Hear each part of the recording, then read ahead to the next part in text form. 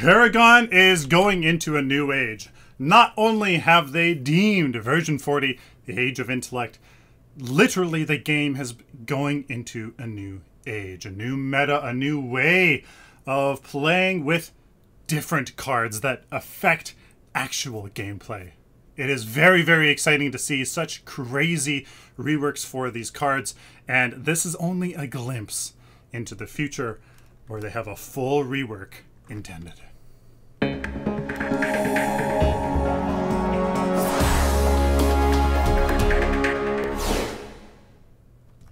Hello ladies and gentlemen, welcome to a patch note review video. I am Sylphin. We got card updates, baby, and it's incredible. So this stuff here, this I'm doing a whole video on. Look out for that very soon because oh boy, it's interesting. Wiki card pack, you guys can actually looks like a pretty good card pack. Basic cards, but anyways, that's not what we're here for. We're here for these crazy new rework cards. Oh man, it's absolutely incredible. So, Hemorrhage.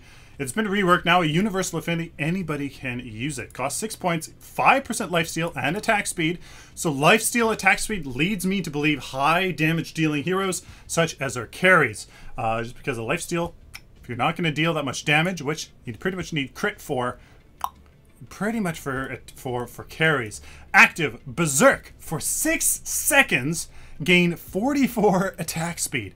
That is, what is that? That's 8 points of attack speed and 80 movement speed, but take an additional 15% damage. Costs 50 mana on only a 35-second cooldown. Are you kidding me? This is unreal. 44 attack speed is a lot, and that movement speed so you can stick onto enemy targets. Now, because we just said carries, you might be like an additional 50% damage for melee carries. Yeah. You're gonna have to be really careful if you are using this on melee carries. You're gonna have to use it when you're already winning the fight, and you just need to secure those kills in order for you to help with siege objectives and stuff like that. But on ranged carries, you could get away much more often using that on the ranged carries much more often because, well, you're ranged, right? That 50% damage, not necessarily going to be happening all the time. Or split pushers. Lifesteal just a little wee bit to help you, you know, just kind of get that health back from maybe taking some hits from the minions or from other minions. Attack speed. Obviously can't hurt all that bad, and you can gain that movement speed in order to get away and kind of help you escape from split pushing. Really good. That is an option. Not the best option, but especially for ranged carries. Oh my goodness, on a Sparrow that already has an option just like this as well. Oh, the potential is unreal. So Nanoplasm rework, now universal affinity, costs 6 points.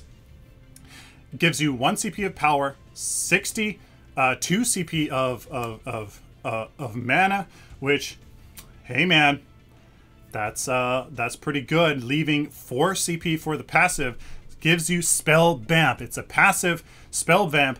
Abilities heal for 20% of the damage dealt to enemy heroes, 5% against minions. Oh man, what? Can you imagine this on a Shinbi? On a Gideon, on a Countess, on a Crunch? Oh my goodness. Guys, this is going to be incredible. Even a Grux's Bleed does count.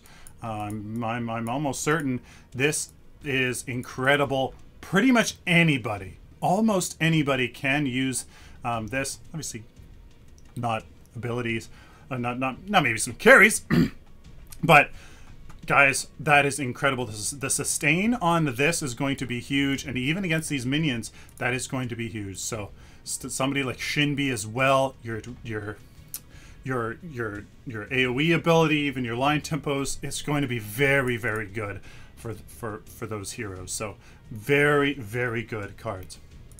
Tainted Magic, this has been reworked, and oh boy.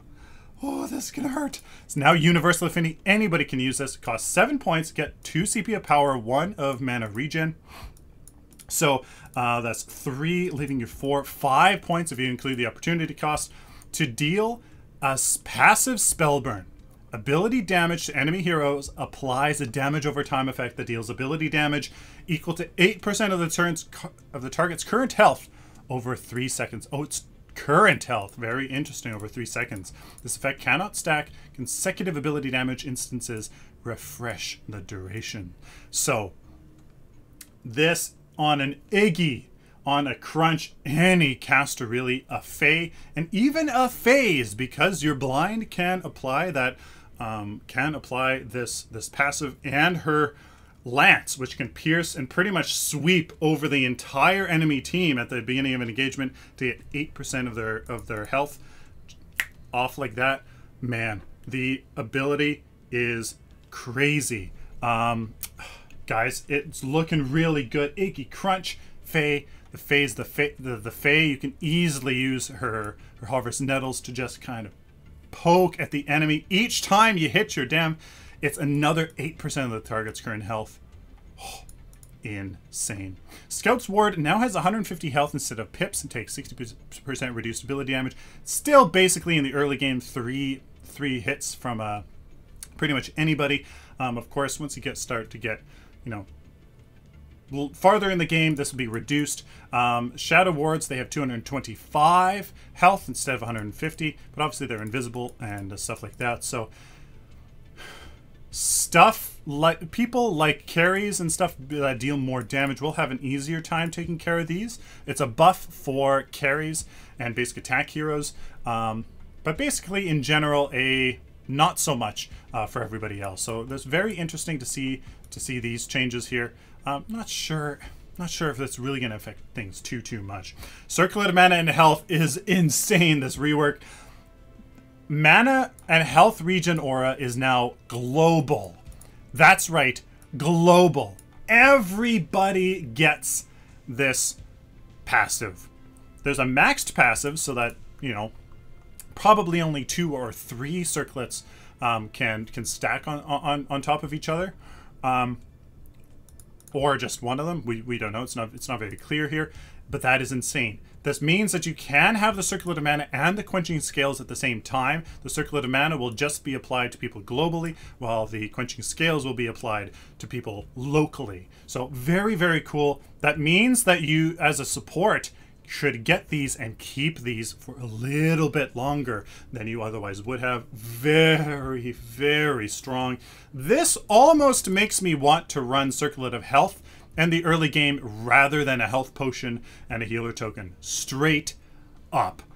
Because this can stack, the effect of everybody amplifying, depending on how many can stack, it's going to be huge. Just crazy.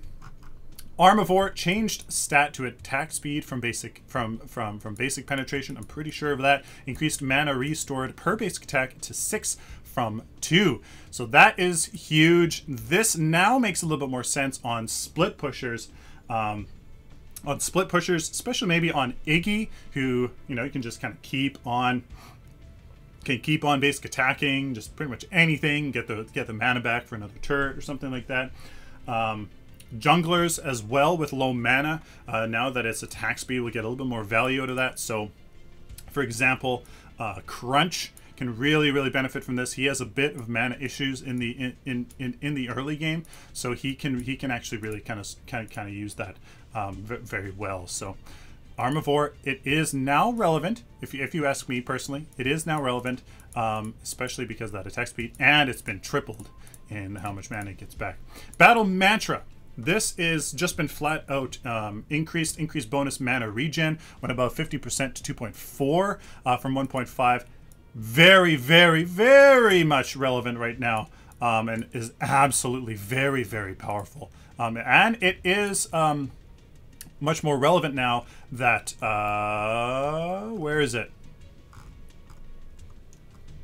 Because another card has been changed. So this Battle Mantra has been brought up in its relevance and usage much more. Blood Catalyst increased mana regen to 17.5 seconds from 10 seconds for 10 seconds. So it is much more relevant and removed critically wounded limitations. So you can convert that health into that health into mana regen at a much better rate, and you can do it even while you are critically wounded. It can't kill you when you do that. So yeah, it is definitely much more relevant. Charging Brute, this is very exciting because I remember back on Legacy when Charging Brute, when it was powerful on Legacy anyways, was crazy. Somebody all like Sparrow, who I still think could use this very, very well. She was just a powerhouse. So it increases movement speed per stack when you kill a target to 20 movement speed from 10. So it's doubled in how much movement speed it gets per stack. So definitely going to be... It was noticeable before, but now it's going to actually be impactful. Increased buff duration to 7 seconds so that you can actually, kill a target within a certain amount of time. This may, if the enemy minion waves are kind of compacting, then you may be able to get to the next buff wave in time. And they've added the ability to move through units during its duration. So this is incredible in that you can surprise people by walking straight through their minion waves and kind of kiting people around, and you really don't have to worry about that. That has definitely shot up in its viability in my eyes. People like Sparrow, carries, Grux, who can very quickly smash and grab into a bleed to kill at least a couple, or if not all, can just kind of get those stacks, boom, super quick, and for 7 seconds chase somebody down. So very interesting there. And of course, somebody like Countess can very quickly eliminate a minion wave or part of a minion wave and then go after somebody without being body blocked. Imperian Mask has had its stats granted increased in all forms. So power, when you have that selected, is up 1 CP of value up to 24. Basic armor and ability armor is up a fair amount, almost 50% here to 14, and again 30%. The ability armor to 8, that's good. And the mana regen, which I find actually really quite useful a lot of the times, to 1.2. So very much more viable. I already thought it was very powerful. Now, absolutely something you need to consider on all, and I repeat, all Order heroes. Because you get the power, especially on the Feng Mao, you put on the power and go in for that crazy burst, switch it to the basic ability armor. After that, once you kind of done your burst and kind of be the tank that you need, or if you're just kind of wandering the map doing your thing, switch it to mana regen, so you can use abilities to do things faster and still get that. So very, very powerful indeed. Everglass reduced the cost to 5 CP from 6 CP. It's a small help. It grants you it grants you max movement speed every time you basically hit or hit with an ability, I do believe. So it makes it a little bit more viable. Unfortunately, the movement speed just isn't impactful. It just doesn't do enough. So unfortunately, I don't think that is enough to change that. Font of the Rapture is very interesting here because they've changed it so that it's... Let's talk about it. 5% lifesteal and power. So automatically you're thinking high damage dealers to utilize this lifesteal, which means somebody like a carry. What it does though is it grants you shield when you're at full health from lifesteal. So lifesteal still works when you are at full health, just it grants you a shield up to 10% of your max health. Somebody like Sparrow, somebody like there's somebody like Serath, Feng Mao, and Kwang definitely can use that. Serath, she can just kind of jump right in there with her Ascend and still be basically at full health and just be wailing away at full health or near full health and actually be getting that shield and not have that life still go to waste. Kwang, same thing, engage really hard. Kwang, and then Feng Mao, well, you can use his shield right off the bat and then go in there, be hitting people, and then still be getting the Font of the Rapture shield on top of that. So Rapture, sorry. Very, very interesting. Definitely viable now that you have the lifesteal and power to upgrade especially. So very interesting to see that. On a Serath, that can engage really well and kind of get the jump on people. Oh, getting that little bit of shield, man, it's going to be really good. Hinder Beast has also kind of shot up in viability. It now works on jungle buffs, which now includes the green buff in addition to the river buff. So you can get the green buff. Maybe that is the gold buff, but I don't think so. So as well as the green buff, you can get a basic attack slow. So you can slow on your basic attacks. Now 10% from 5. That is going to be impactful. So it is a consideration for maybe mid laners, but definitely junglers here. That is going absolutely to be viable for sure. So now we're going to go on to Incessant Onslaught. This is think about this. You can reduce active cooldowns by 0.2 seconds per basic attack hit. Imagine Incessant on an Aurora that has used all of her abilities and just going to town, being a good frontliner with a nice good tank. You can just be reducing her ultimate. That's very, very powerful. You can be reducing her, well, all of her abilities that are absolutely fantastic, really powerful. You might think Crunch. He honestly doesn't need it. Crunch honestly doesn't need it. He's good in that regard already, and you can use it on Greystone. Can you imagine now that his new passive, where he mitigates 100% of a basic attack, you can be reducing that. It's kind of a timer, so that you can be eliminating more basic attacks more often. Isn't that insane? And you can just be attacking people to reduce your cooldown on your ultimate, which gives you a second life. Isn't that insane? So somebody like Aurora, Greystone, even Rampage, you can absolutely, be whittling down the cooldown on your already short ultimate on a Rampage. That would be incredible. The potential here for Incessant Onslaught, now that it's on active cooldowns, very, very strong. I love it. That's really, really, really scary. So now we move here onto Infinity Stream. Changed. It's been opposite. It's opposite to how it works now. So right now, if you have full mana, you gain all 2.4 mana regen. But now it's changed. If you have all mana and you're missing none, then you get none. If you're missing all of your mana, then you gain all of the mana regen. So I think that's kind of what they intended it to be, maybe. Well, that's at least what made a lot of sense to a lot of people. And you know what? So now it's kind of working on, maybe the way that a lot of people thought it would work. Infinity Stream, very, very much viable now on burst casters that kind of eliminate all of their mana all at once. Then Infinity Stream, boom, the more mana you are missing, the stronger it is. So on burst casters, it's completely viable. We're on a lot of poke casters that can just poke and just kind of get away with using an ability or two every now and again. Not going to be all that strong. So Infinity Stream, super, super powerful for, the Fae, Bellica, Countess, obviously. Those very burst-oriented casters, very, very strong here for them. So it's shifted. Those who it wasn't appropriate for, now it is. So very, very interesting to see that.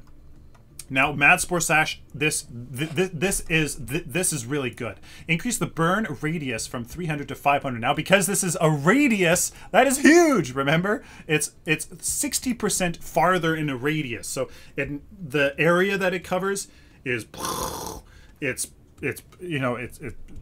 exponentially bigger, right? So it's crazy. It affects a much larger area. Now, increase the damage though a ton as well.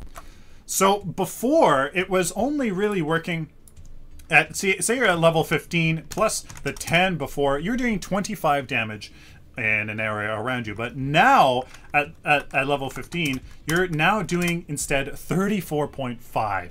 So that is a huge difference. Absolutely a huge difference. 38% more damage than before in an area around you. That is huge. 34.5. Whoa, that's a big calculator. You know, that's huge. I really, really like the idea of Madspore Sash and Radiant Mantle, which had the same change here. The huge change. For the community, keep up the good work. Also, first stream I managed to catch, but I'll see you on YouTube. Thank you so much. Yes, I am doing this while I'm streaming. Please come and join me on Twitch or on YouTube, whichever you would prefer. So this is a huge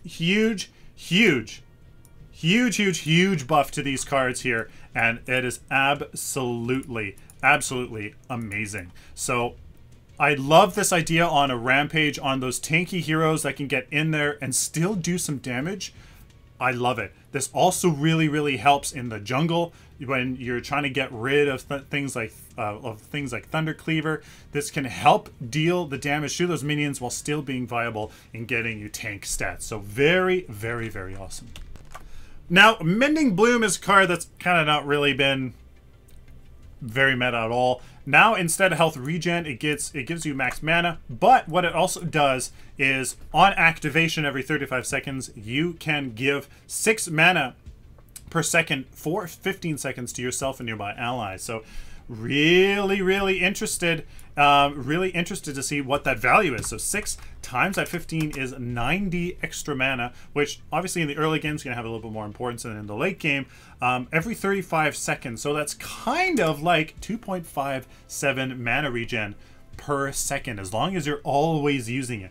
That is very relevant.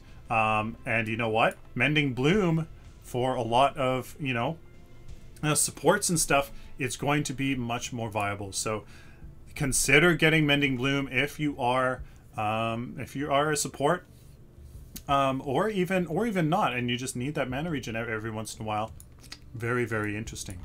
So now we move on to Nano Drive. This is a very interesting. So Nano Drive, guys, grants 100 movement speed for 2.5 seconds. 14 second cooldown. It's a get out of jail free card. Every 14 seconds you can get 100 movement speed. This is incredible for every 2.5 seconds. That is incredible. If you just need some movement speed every once in a while, a gadget, a Bellica, especially a Bellica, you know, get it. It's absolutely going to be very powerful. You need movement speed. There you go. There's Nano Drive. Super easy. Super clutch.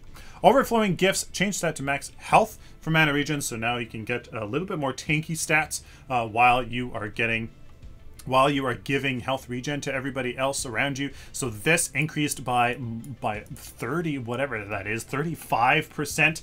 That is crazy.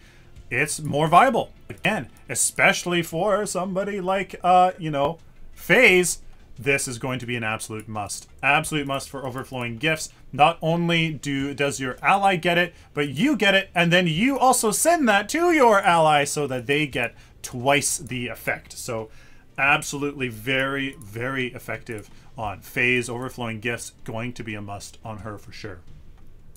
Now, Purity Sensor now costs 80 mana to cast. It's not free, and cooldown increased to 120 seconds from 90. So it is obviously very strong against Aurora and other things like that. So obviously they found that it was a little bit too powerful, increased its cooldown, and now it costs mana, just so you can't use things for free. And on supports, it gives you something more to think about, and it adds complexity to the support role.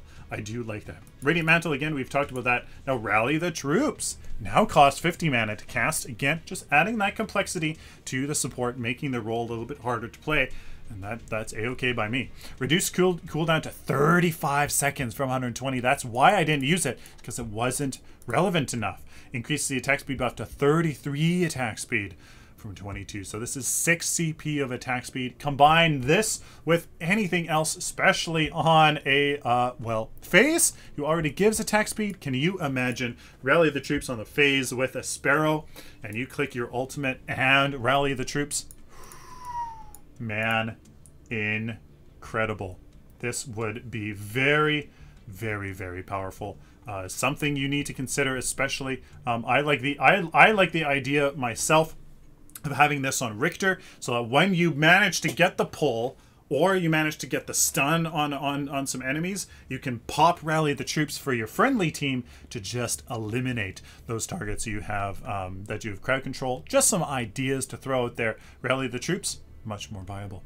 Rocket Spike, not much to talk about. Satori Cloak, increase the armor shred duration to 2 seconds from 1.5, just enabling you to maybe miss a basic attack, or, you know, kind of do the moves and try to get that duration on. Just give it a little bit of boost power. Definitely worth it on frontliners, for sure. That you know, just trying to try some stuff. We got Scorpion Plate.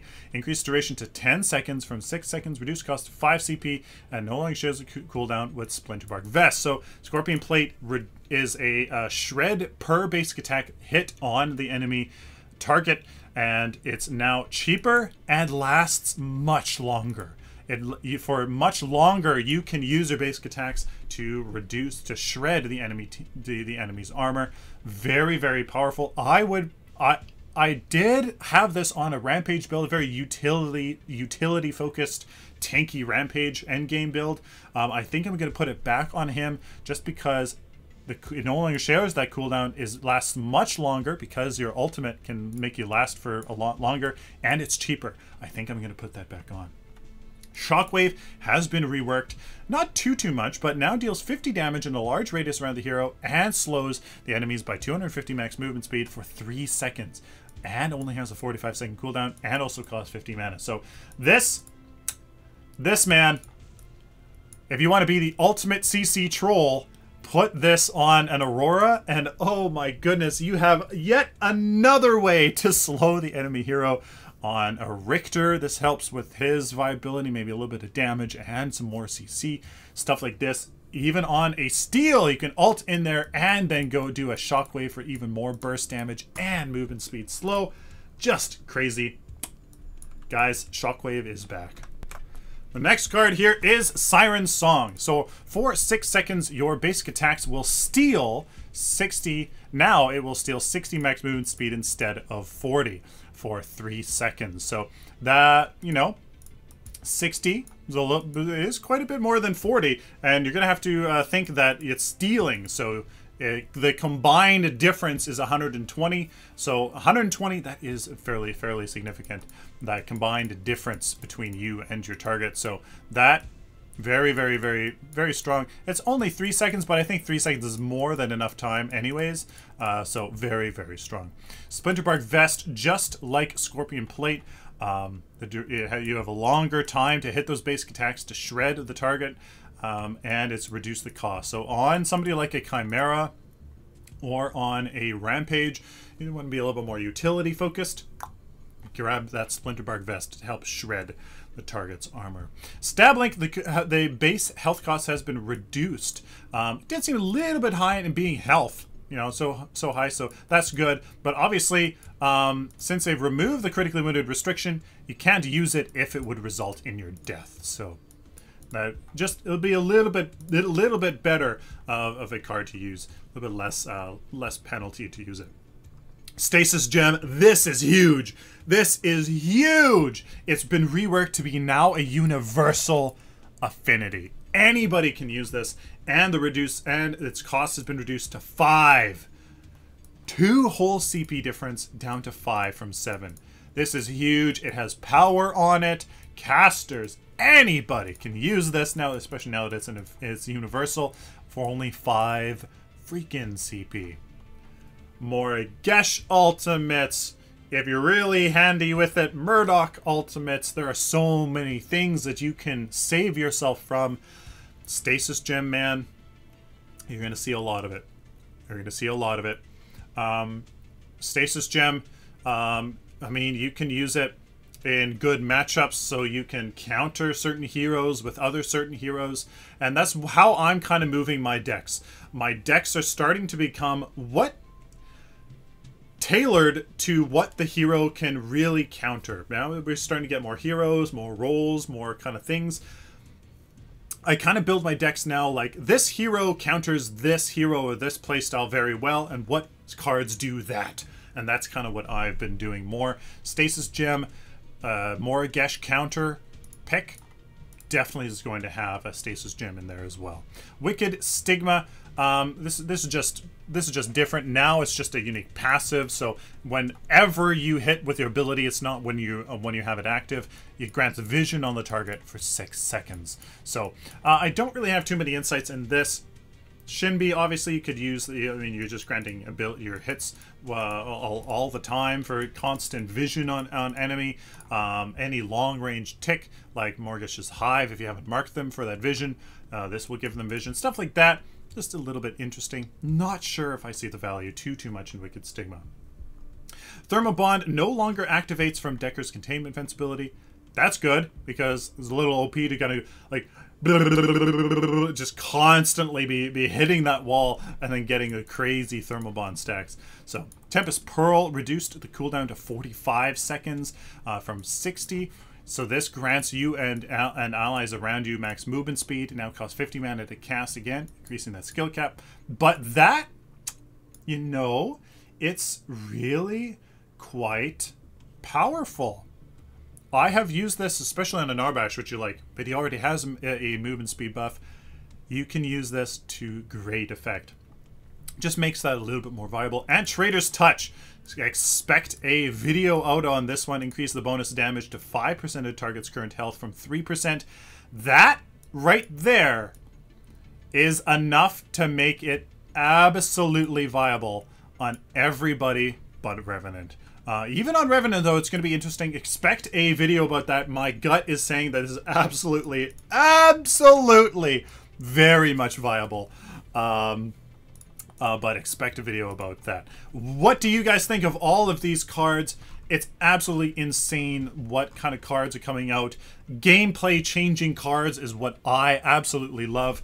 Yes, it's nice to get while you do this mundane thing, you get this amount of stats. Those are just stat cards. But things that actually kind of completely change the way your hero plays, I'm loving it. What do you guys think about any of these cards? Is there anything that I've kind of completely lost, but that I'm completely off my rocker about? Is there anything that I'm completely missing that is like, oh my god, yes, that is huge?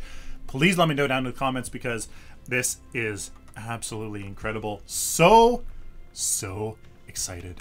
Please, ladies and gentlemen, like this video if you like it, dislike it if you dislike it, share it with the community, and of course, guys, subscribe. If you guys like this content or you simply found it useful, please subscribe, because there's lots more coming, and I would love to help you out in the future. Until next time, like always, guys, stay optimistic and positive.